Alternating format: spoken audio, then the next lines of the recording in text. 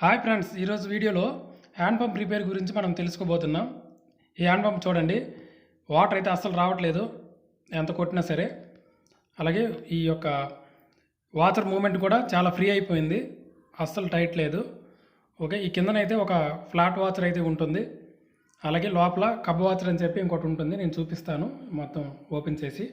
ఇప్పుడైతే మనం ఈ యొక్క నట్టు బోల్ట్లు విప్పేసి చూద్దాం, ఇంతకీ అక్కడ కంప్లైంట్ ఉంది ఏంటి అనేది మనకు తెలుస్తుంది.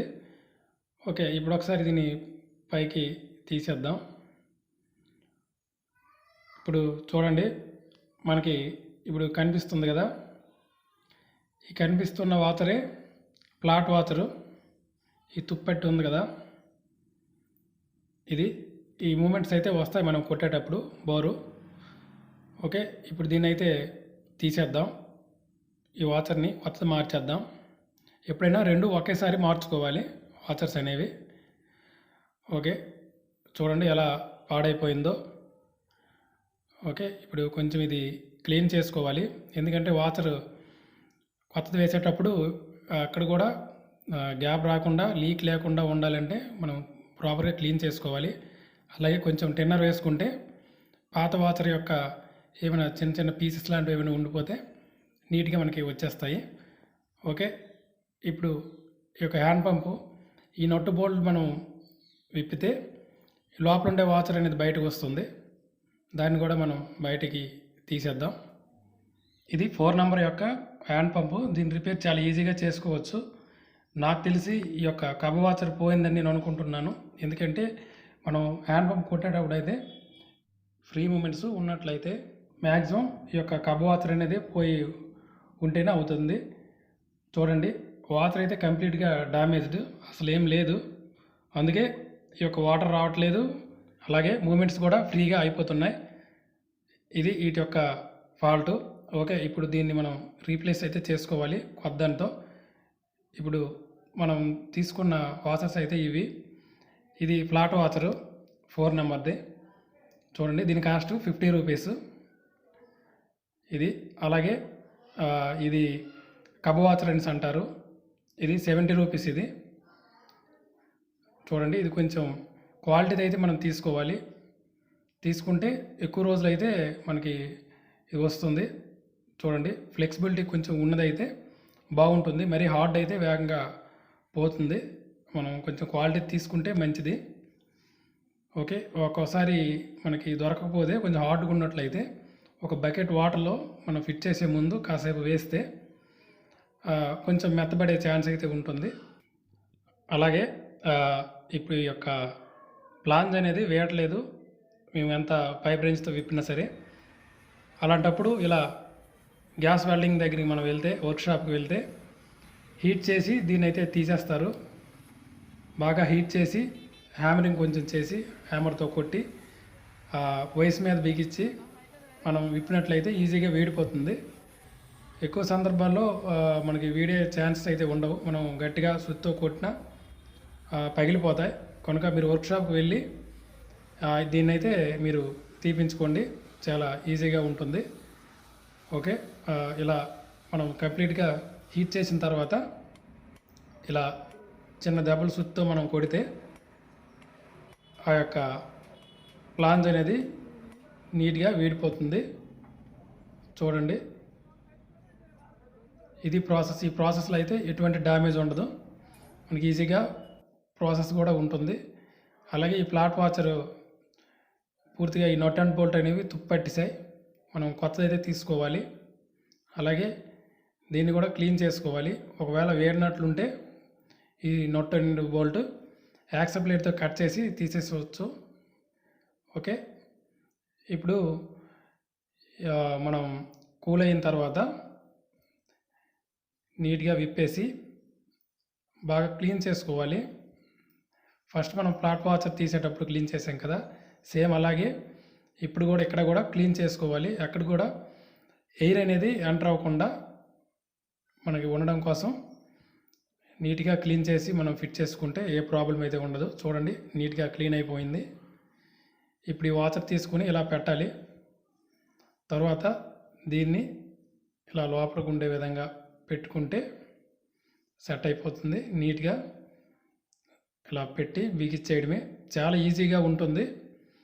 కొంచెం మీకు అర్థమయ్యేలాగా నేను చెప్పడం కోసమైతే నేను ఈ విధంగా చూపిస్తున్నాను.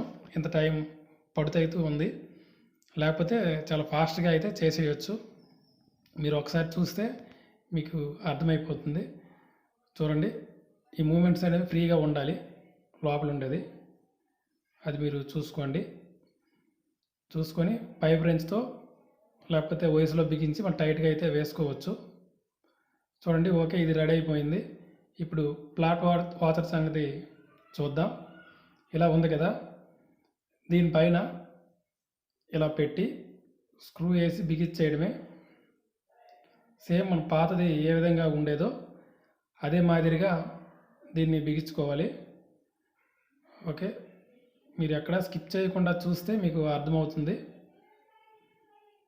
ఓకే, ఈ వాచర్ అయితే పెట్టుకోవాలి.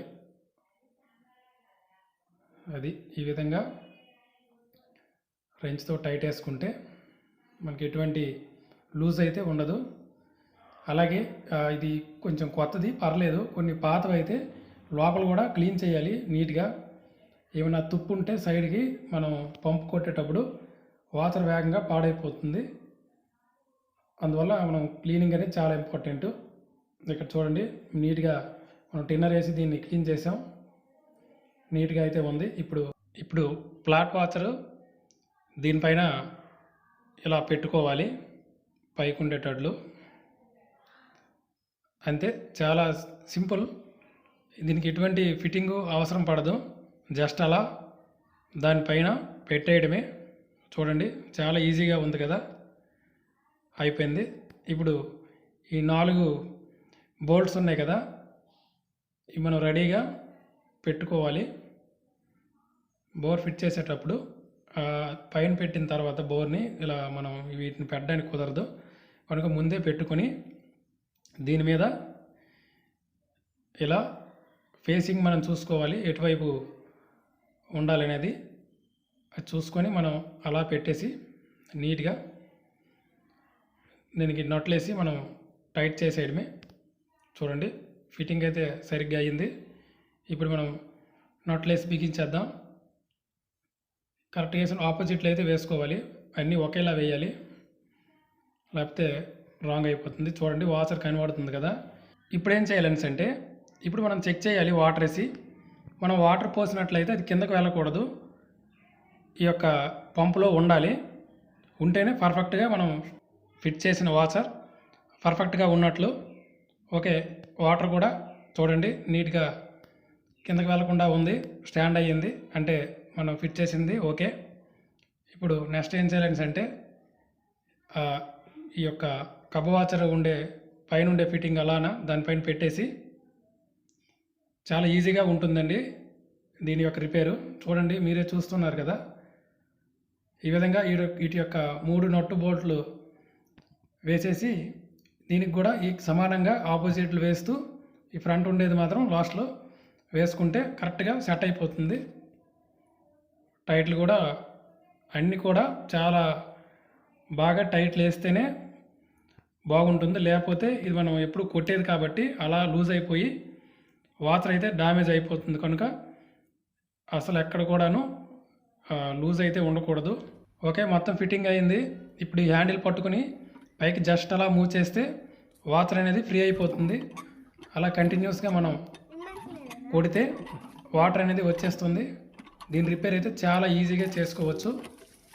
చూడండి, మీకు కానీ వీడియో నచ్చినట్లుంటే తప్పకుండా వీడియోని అయితే లైక్ చేయండి. మీ సపోర్ట్ నాకుంటే ఇలాంటి మంచి వీడియోస్ అయితే మీకోసం నేను తీసుకొస్తూ ఉంటాను.